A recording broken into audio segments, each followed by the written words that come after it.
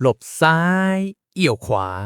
ทำอะไรเนี่ยคุณเต้นหลบเลเซอร์แบบในหนังสายลับเหรอคะ เปล่าครับกำลังซ้อมเดินหลบบันไดอยู่เลย เพื่อนๆที่ดูคลิปนี้อยู่เป็นเหมือนกันไหมครับเวลาเดินอยู่บนฟุตบาทแล้วเจอช่างเอาบันไดมาพาดกับเสาไฟฟ้า หรือพาดตึกเพื่อซ่อมอะไรสักอย่างร้อยทั้งร้อยเราจะยอมเดินอ้อมลงไปบนถนนเสี่ยงรถชนนิดหน่อยดีกว่าเดินลอดใต้บันไดนั้นแน่ๆเลยไหมครับ จริงมากค่ะต่อให้ช่องว่างใต้บันไดจะกว้างแค่ไหนเราก็รู้สึกว่าอย่าลอดเลยแกเดี๋ยวซวยคุณผู้ชมเคยสงสัยไหมคะว่าความกลัวการเดินลอดบันไดหรือ walking under a ladder เนี่ยมันมาจากไหนมันคืออาถรรพ์โชคลาภหรือจริงๆแล้วมันคือคู่มือความปลอดภัยฉบับโบราณที่แนบเนียนที่สุดในประวัติศาสตร์มนุษย์ วันนี้ Zero to Know จะพาทุกคนไปเจาะลึกความลับใต้ขั้นบันไดที่ลากยาวตั้งแต่อารยธรรมอียิปต์โบราณยุคกลางของยุโรปทะลุมาจนถึงกฎความปลอดภัยระดับโลกอย่างโอชาแถมยังไปเกี่ยวโยงกับความเชื่อเรื่องปราณลอดราวตากผ้าของบ้านเราด้วยนะครับ เตรียมกาแฟของคุณให้พร้อมเลยนะคะ แล้วมาหาคำตอบกันค่ะว่าทำไมความงมงายถึงช่วยให้มนุษย์รอดตายมาได้จนถึงทุกวันนี้ เอาละครับ ก่อนอื่นเรามาถอดรหัสความเชื่อนี้กันก่อนเลย ถ้าย้อนกลับไปดูข้อมูลทางประวัติศาสตร์และมนุษยวิทยา เชื่อไหมครับว่ากฎเหล็กข้อห้ามเดินลอดบันไดเนี่ยมีอายุเก่าแก่ถึง 5,000 ปี ย้อนไปไกลถึงยุคอียิปต์โบราณเลยทีเดียว โห5,000 ปี ตอนนั้นเขามีบันไดอลูมิเนียมกันแล้วเหรอคะ บันไดไม้เนี่ยแหละค่ะ คืออย่างนี้นะคะสำหรับชาวอียิปต์โบราณ รูปทรงสามเหลี่ยมถือว่าเป็นรูปทรงที่ศักดิ์สิทธิ์มากเลยค่ะ เพราะมันคือรูปทรงของพีระมิดที่เป็นสัญลักษณ์ของความสมดุลแห่งจักรวาลและเทพเจ้า ทีนี้เวลาเราเอาบันไดไปพาดกับกำแพง มันจะเกิดเป็นช่องว่างรูปสามเหลี่ยมขึ้นมาถูกไหมคะ อ๋อ พื้น กำแพง และก็ตัวบันได ประกอบกันเป็นสามเหลี่ยมเป๊ะเลยครับ ใช่เลยค่ะ ชาวอียิปต์เชื่อว่าการเดินทะลุผ่านพื้นที่สามเหลี่ยมนั้น คือการทำลายความศักดิ์สิทธิ์ เป็นการลบหลู่เทพเจ้า และอาจจะทำให้วิญญาณร้ายที่สถิตอยู่แถวนั้นโกรธเอาได้เลย คือถ้ามองในมุมคนยุคนั้นนะครับพื้นที่ตรงนั้นมันเหมือนเป็นเขตแดนศักดิ์สิทธิ์ชั่วคราวการเดินดุมๆลอดเข้าไปก็เหมือนไปเตะสารพระภูมินั่นแหละครับเนาะถูกต้องเลยค่ะ แล้วพอข้ามยุคมาถึงช่วงยุโรปยุคกลางหรือ Middle Ages ความเชื่อนี้ก็ถูกอัปเกรด และตีความใหม่ให้เข้ากับศาสนาคริสต์ รูปทรงสามเหลี่ยมใต้บันไดถูกนำไปเชื่อมโยงกับตรีเอกานุภาพหรือ Holy Trinity พระบิดา พระบุตร และพระจิต ซึ่งก็แปลว่าการเดินลอดใต้บันไดก็คือการลบหลู่ตรีเอกานุภาพนั่นเองครับในยุคที่ศาสนามีอิทธิพลสุดๆการทำแบบนี้เขาถือว่าเป็นเรื่องคอขาดบาดตายเลยนะครับบางความเชื่อถึงขั้นบอกว่าใครเดินลอดบันไดแปลว่าคนนั้นทำสัญญากับปีศาจ ยังไม่พอนะคะในยุคกลางบันไดยังมีความเกี่ยวพันกับความตายอย่างแยกไม่ออกเลยค่ะเพราะมันคือเครื่องมือที่ใช้ในการปีนขึ้นไปบนแท่นประหารหรือตะแหล่งแกงเพื่อแขวนคอคนการเดินลอดบันไดจึงถูกมองว่าเป็นการพาตัวเองไปสู่ความตายหรือเป็นการไปรบกวนวิญญาณของนักโทษที่ตายไปแล้ว ฟังดูหลอนมากเลยคุณ สรุปก็คือในมุมของความเชื่อไม่ว่าจะอียิปต์หรือยุโรป การลอดบันไดเท่ากับลบหลู่สิ่งศักดิ์สิทธิ์เท่ากับเรียกหาความตาย นี่แหละครับคือเหตุผลว่าทำไมฝรั่งเขากลัวกันนักหนาครับ แต่เดี๋ยวก่อนนะคะ ถ้าเราถอดแว่นตาแห่งเวทมนต์ออก แล้วสวมแว่นตาของวิศวกรความปลอดภัยเข้าไปแทน เราจะพบความจริงที่น่าทึ่งมากเลยค่ะ เพราะบรรดานักมนุษยวิทยาและนักจิตวิทยาเชิงวิวัฒนาการ เขาบอกว่าความเชื่อเรื่องโชคลางพวกนี้แหละ คือคู่มือความปลอดภัยที่เวิร์กที่สุดเลยค่ะ ยังไงอะคุณอธิบายให้คนดูเห็นภาพหน่อยได้ไหมครับมีนักมนุษยวิทยาชื่อโจเซฟเฮนริชจากมหาวิทยาลัยฮาร์วาร์ดเขาเสนอแนวคิดเรื่อง adaptive taboo หรือข้อห้ามที่ปรับตัวได้ครับเขาบอกว่ามนุษย์เราเนี่ยถ้าเอาสถิติหรือคู่มือความปลอดภัยหนาๆไปให้อ่านคนจะไม่ค่อยจำหรอกครับแต่ถ้าเอาเรื่องผีเรื่องโชคล่ามาขู่คนจะจำฝังใจและปฏิบัติตามทันทีเลยครับ จริงด้วยค่ะ สมมติถ้ามีป้ายแปะว่าห้ามเดินลอดบันไดเพราะเสี่ยงต่อการถูกค้อนหล่นใส่หัวตามสถิติของหน่วยงานความปลอดภัย คนก็อาจจะคิดว่าเฮ้ยไม่เป็นไรหรอกแป๊บเดียวเอง แต่ถ้าบอกว่าเดินลอดแล้วจะซวยไป7 ปีวิญญาณร้ายจะตามติด คนจะรีบเดินเลี่ยงทันทีเลยค่ะ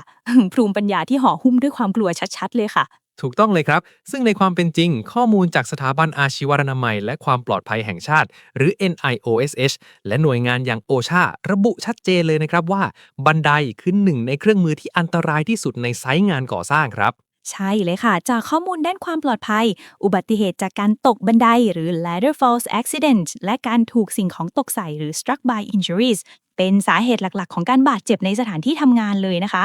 ลองนึกภาพคนงานยืนอยู่บนบันไดมือหนึ่งถือสว่านอีกมือหนึ่งถือไขควงถ้าเราเดินดุมๆลอดเข้าไปแล้วเขาคำสว่านหล่นลงมาไม่ต้องรอให้ปีศาจมาเอาชีวิตหรอกค่ะสว่านนี่แหละเจาะหัวก่อนเลย ไหนจะเรื่องของสมดุลอีกนะครับบันไดที่พาดอยู่ถ้ามีคนเดินลอดแล้วเผลอเอาไหล่ไปชน หรือสะดุดขาบันไดคนที่อยู่ข้างบนก็ร่วงลงมาคอหักได้ง่ายเลยแหละครับดังนั้นข้อห้ามนี้มันคือสามัญสำนึกด้านความปลอดภัยล้วนๆครับแค่คนโบราณเขาฉลาดพอที่จะเข้ารหัสความปลอดภัยนี้ไว้ในรูปแบบของคำสาปเพื่อให้มันทรงต่อจากรุ่นสู่รุ่นได้ง่ายและศักดิ์สิทธิ์นั่นเองครับ ทีนี้พอเรามาดูฝั่งเอเชียหรือฝั่งไทยบ้านเราบ้างนะคะ ถึงเราจะไม่ได้มีความเชื่อเรื่องสามเหลี่ยมตรีเอกานุภาพแบบฝรั่ง แต่เราก็มีกฎเกณฑ์เรื่องการลอดที่ซีเรียสไม่แพ้กันเลยนะคะ คุณผู้ชมคุ้นๆไหมคะ ห้ามลอดราวตากผ้าไงคะ โอ้โห อันนี้คลาสสิกมากครับ โดยเฉพาะผู้ชายที่มีรอยสักยันต์หรือแขวนพระเครื่องรางเครื่องหลังของขลัง ผู้เฒ่าผู้แก่จะเตือนตลอดเลยนะครับว่าห้ามเดินลอดราวตากผ้าเด็ดขาด ใช่ค่ะ เพราะในบริบทของสังคมไทยและเอเชีย เรามีคติเรื่องของสูงของต่ำราวถักผ้ามักจะมีชุดชั้นในกางเกง ผ้าถุง ซึ่งถูกจัดว่าเป็นของต่ำในเชิงสัญลักษณ์ทางวัฒนธรรมนะคะ การที่คนมีวิชาอาคมหรือแคว้นพระที่เป็นของสูง ไปเดินลอดของต่ำเชื่อกันว่าจะทำให้ของเสื่อม อาถรรพ์เวทมนต์ต่างๆ จะสูญสลายไปหมดเลยค่ะ หรือแม้แต่อีกหนึ่งประเพณีที่สำคัญของล้านนา อย่างประเพณีแห่ไว้ค้ำโพหรือไม้ค้ำสลีในช่วงสงกรานต์ครับที่ชาวบ้านจะเอาไม้งามไปค้ำยันกิ่งต้นสีมหาโพธิ์ตามวัด เพื่อเป็นสิริมงคลค้ำชูดวงชะตา และค้ำจุนพระพุทธศาสนา บริเวณนั้นก็ถือว่าเป็นพื้นที่ศักดิ์สิทธิ์ที่มีรุกขเทวดาปกปักรักษา การไปเดินลอดลบหลู่หรือทำพฤติกรรมไม่เหมาะสมใต้ไม้ค้ำก็ถือว่าเป็นเรื่องต้องห้ามเหมือนกันครับ สังเกตไหมคะว่ากลไกมันเหมือนกันเป๊ะเลยค่ะ ฝรั่งใช้รูปทรงสามเหลี่ยมเป็นเขตแดนศักดิ์สิทธิ์ คนไทยใช้เส้นแบ่งของสูงของต่ำและพื้นที่ทางศาสนาเป็นเขตแดน แต่จุดประสงค์ที่ซ่อนอยู่ลึกๆ ก็คือการจัดระเบียบสังคมและการควบคุมพฤติกรรม หรือที่เรียกว่า social control นั่นเองค่ะ ลองคิดดูสิครับ ในสมัยก่อนที่ยังไม่มีกฎหมายความปลอดภัย บ้านเรือนเป็นไม้ใต้ถุนสูง เศษฝุ่นดินจากเท้าคนข้างบนอาจจะตกลงมาใส่หัวคนที่เดินลอดใต้ถุน หรือราวตากผ้าก็มักจะขึงที่เตี้ยกีดขวางทางเดินทำไมระวังก็อาจจะสะดุดล้ม หรือเกี่ยวคอเอาได้